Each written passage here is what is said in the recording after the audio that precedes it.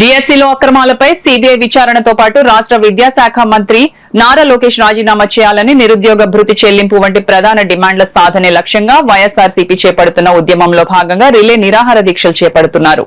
Kakinada rural నియోజకవర్గంలో party coordinator మాజీ మంత్రి కురసాల కన్నబాబు ఆధ్వర్యంలో సర్పవరం జంక్షన్ వద్ద శిబిరం ఏర్పాటు చేశారు. ఉదయం 9 నుంచి సాయంత్రం 5 గంటల వరకు రిలే దీక్ష కొనసాగనుంది. గురువారం నుంచి ఆదివారం వరకు రిలే దీక్షలు నిర్వహించిన అనంతరం సోమవారం భారీ ర్యాలీ ద్వారా నిరసన తెలియజేయనున్నారు. ప్రభుత్వంలో చలనం రాకపోతే ఉద్యమాన్ని మరింత ఉధృతం చేసేలా కార్యాచరణ రూపొందిస్తున్నామని, రిలే దీక్షను విజయవంతం చేయాలని మాజీ మంత్రి కన్నబాబు పిలుపు ఇచ్చారు.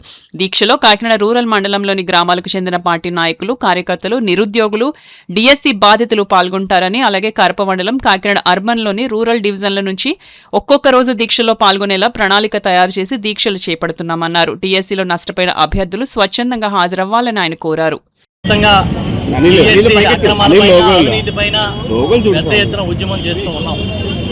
ఈ రోజున మేము చేపట్టిన ఈ ఉద్యమం రాష్ట్ర వ్యాప్తంగా వైఎస్ఆర్ పార్టీ చేస్తున్న ఈ ఉద్యమం ఇక్కడతో ఆగదని కూడా గట్టిగా చెప్తా ఉన్నాం.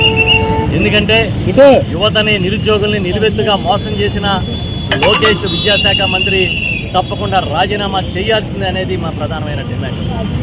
అదేవిధంగా అడ్డగోలుగా టీచర్ పోస్టులు అమ్ముకుని స్పోర్ట్స్ కోటా పేరుతో తప్పుడు జీవోలు ఇచ్చి వాళ్ళకి కావలసిన వాళ్ళని నియమించుకుని ఒక అవకతవకల మయంగా తయారు చేసిన డిఎస్సీ ప్రక్రియ పైన సిబిఐ విచారణకి ఆదేశించాలని డిమాండ్ చేస్తూ ఉన్నాం.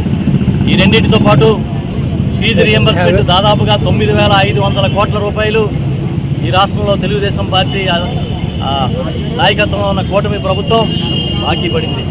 ఈ 9,500 కోట్ల రూపాయలని తప్పకుండా తక్షణమే చెల్లించాలని డిమాండ్ చేస్తున్నాం.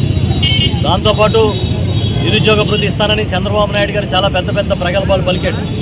మేము అడుగుతున్నాం, ఏదయ్యా నిరుద్యోగ భృతి నెలకి నువ్వు ఇస్తానన్న 3,000 అని.